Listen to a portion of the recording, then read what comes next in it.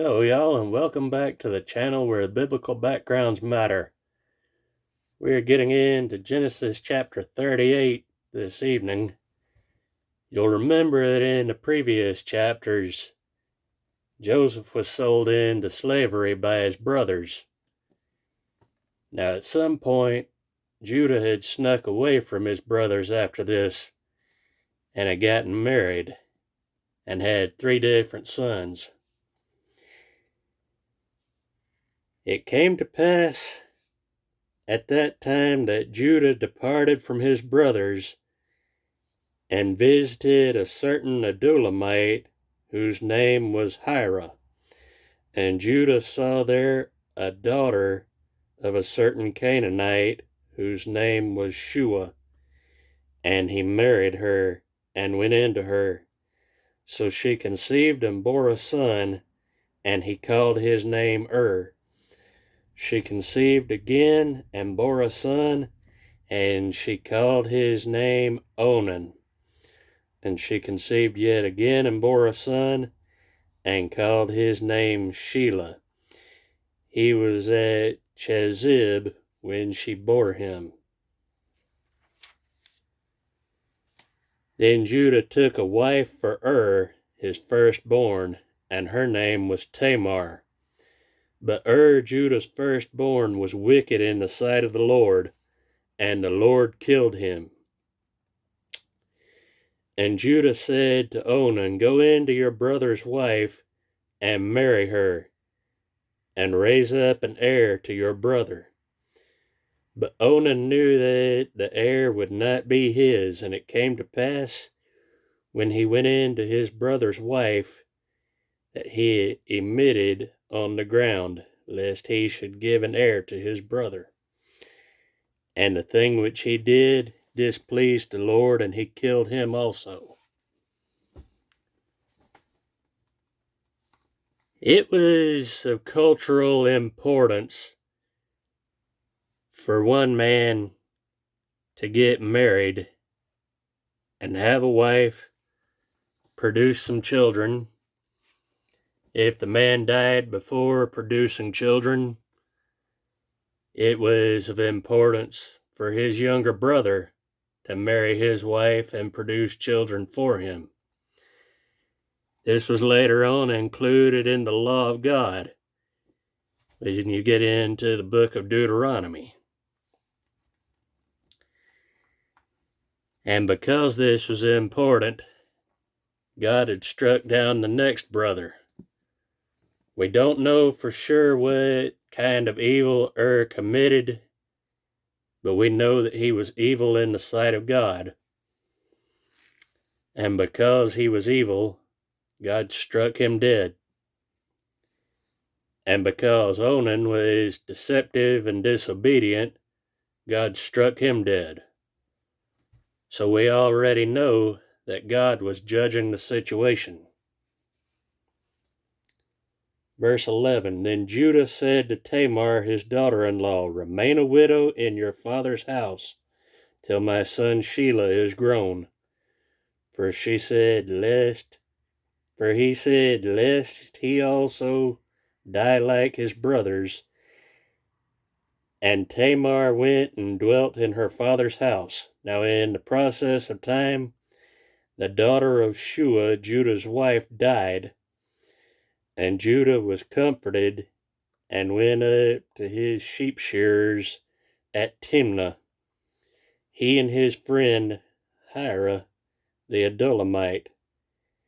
And it was told Tamar, saying, Look, your father-in-law is going up to Timnah to shear his sheep. So she took off her widow's garments, covered herself with a veil, and wrapped herself, and sat in an open place which was on the way to Timnah. For she saw that Shelah was grown, and she was not given to him as a wife. Then Judah saw her, he thought she was a harlot. When Judah saw her, he thought she was a harlot, because she covered her face.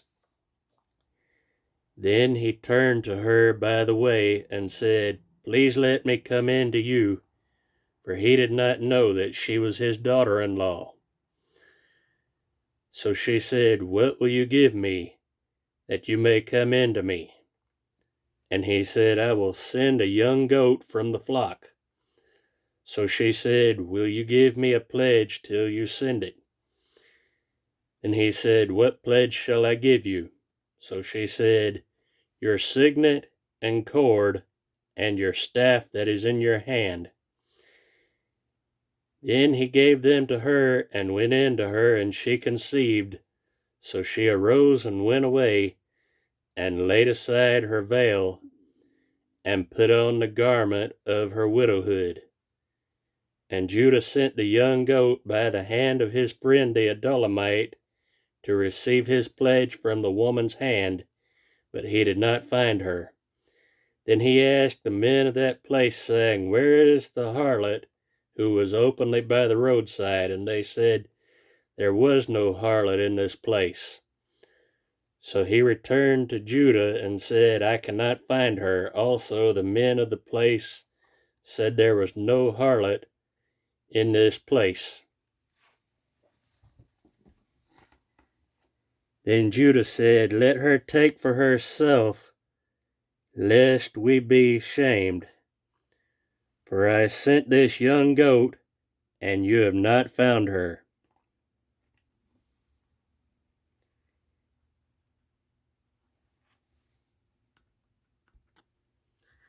The signet was basically a cylindrical seal with distinctive markings. It was worn around the neck. It was worn on a cord, and it basically signified ownership. And this was something that Judah had given to Tamar, thinking that she was a harlot. Let's get back into verse 23. Then Judah said, let her take them for herself, lest we be shamed. For I sent this young goat, and you have not found her. And it came to pass about 3 months after that Judah was told, saying, Tamar your daughter-in-law has played the harlot. Furthermore, she is with child by harlotry. So Judah said, bring her out, and let her be burned.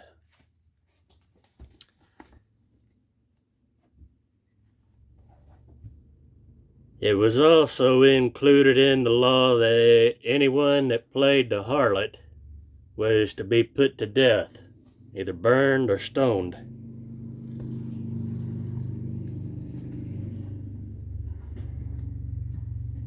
Verse 25, when she was brought out, she sent to her father-in-law, saying, by the man to whom these belong, I am with child. And she said, please determine whose these are, the signet and cord and chaff. So Judah acknowledged them and said, she has been more righteous than I, because I did not give her to Shelah my son, and he never knew her again. Judah had to acknowledge his own guilt, because he had kept back his youngest son Shelah from Tamar. So basically, he broke his own tradition out of fear of losing his last son as well.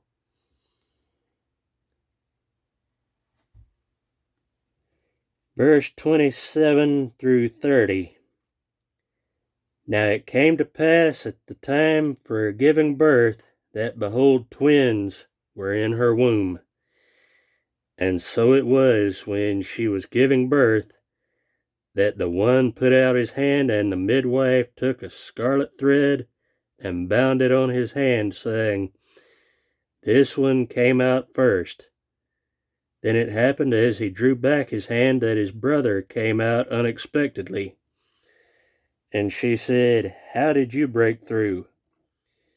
This breach be upon you. Therefore his name was called Perez. Afterward his brother came out, who had the scarlet thread on his hand, and his name was called Zerah.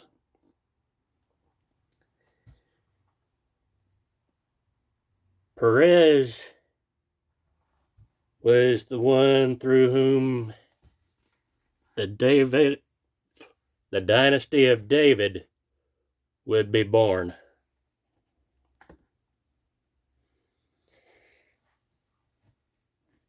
Perez was a son of Judah.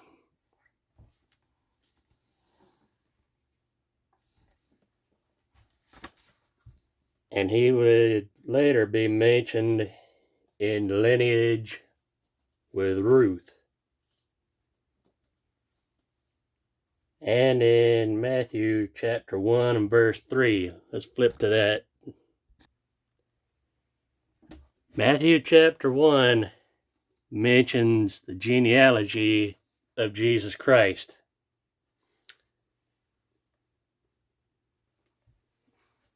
So we'll go verses 1 through 3 of Matthew chapter 1 just for cross-reference and clarification. The book of the genealogy of Jesus Christ, son of David, the son of Abraham. Abraham begat Isaac, Isaac begat Jacob, and Jacob begat Judah and his brothers. Judah begat Perez and Zerah by Tamar. Perez begat Hezron, and Hezron begat Ram. Ram begat Amminadab. Amminadab begat Nahshon, and Nahshon begat Salmon. Salmon begat Boaz by Rahab. Boaz begat Obed by Ruth. Obed begat Jesse, and Jesse begat David the king.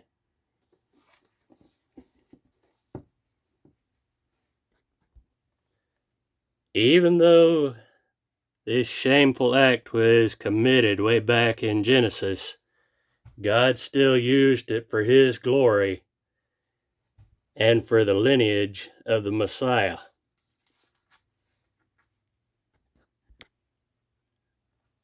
Only God could use a situation like that and turn it around for His glory to bring forth a Savior. We'll get into chapter 39, and here we get back into the story of Joseph as a slave in Egypt. Now Joseph had been taken down to Egypt, and Potiphar, an officer of Pharaoh, captain of the guard, an Egyptian, bought him from the Ishmaelites who had taken him down there. The Lord was with Joseph, and he was a successful man, and he was in the house of his master, the Egyptian. And his master saw that the Lord was with him, and that the Lord had made all that he did to prosper in his hand. So Joseph found favor in his sight and served him. Then he made him overseer of the house, and all that he had he put under his authority. So it was from the time that he had made him overseer of his house, and all that he had, that the Lord blessed the Egyptian's house for Joseph's sake. And the blessing of the Lord was on all that he had in the house and in the field. You'll notice that God was working this all out for Joseph's good and for the good of a whole nation. Verse 6. Thus he left all that he had in Joseph's hand, and he did not know what he had except for the bread which he ate. Now Joseph was handsome in form and in appearance. And it came to pass after these things that his master's wife cast longing eyes on Joseph. And she said, Lie with me. But he refused, and said to his master's wife, Look, my master does not know what is with me in the house, and he has committed all that he has to my hand. There is no one greater in this house than I, nor has he kept back anything from me but you, because you are his wife. How then can I do this great wickedness and sin against God?" So it was as she spoke to Joseph day by day that he did not heed her to lie with her or to be with her. Even though Potiphar's wife kept right on pressing, Joseph would not budge, because he did not want to displease God. He feared God above all else. Verse 11, "But it happened about this time when Joseph went into the house to do his work, and none of the men of the house was inside, that she caught him by his garment, saying, 'Lie with me.' But he left his garment in her hand, and fled and ran outside. And so it was, when she saw that he left his garment in her hand, and fled outside, that she called to the men of her house, and spoke to them, saying, 'See, he has brought in to us a Hebrew to mock us. And he came in to me to lie with me, and I cried out with a loud voice. And it happened when he heard that I lifted my voice and cried out, that he left his garment with me and fled and went outside.'" Even though Joseph fled the situation, because she had his garment in her hand, she was able to contract that lie and get the rest of the house to believe her, because there were no witnesses.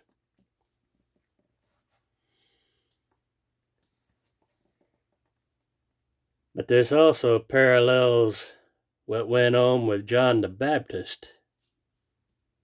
He went through that very same temptation at the time of the first coming of Jesus Christ,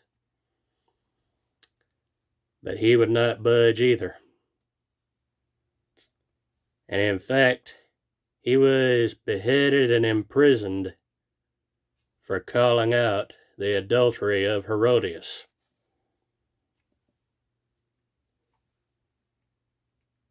Same situation, but different end results.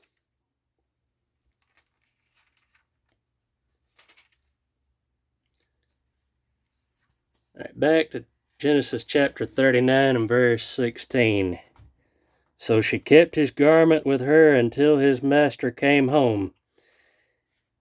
Then she spoke to him with words like these, saying, 'The Hebrew servant whom you brought to us came in to me to mock me. So it happened, as I lifted my voice and cried out, that he left his garment with me and fled outside.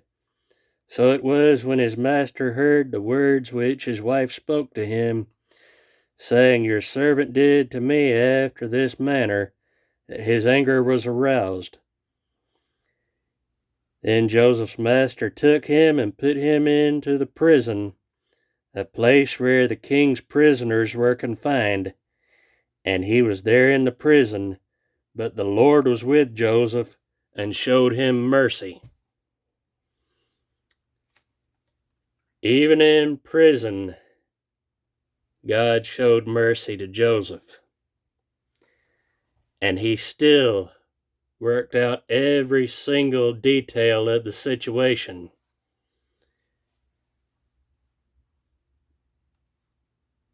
And he gave him favor in the sight of the keeper of the prison. And the keeper of the prison committed to Joseph's hand all the prisoners who were in the prison. Whatever they did there, it was his doing. The keeper of the prison did not look into anything that was under Joseph's authority, because the Lord was with him, and whatever he did, the Lord made it prosper.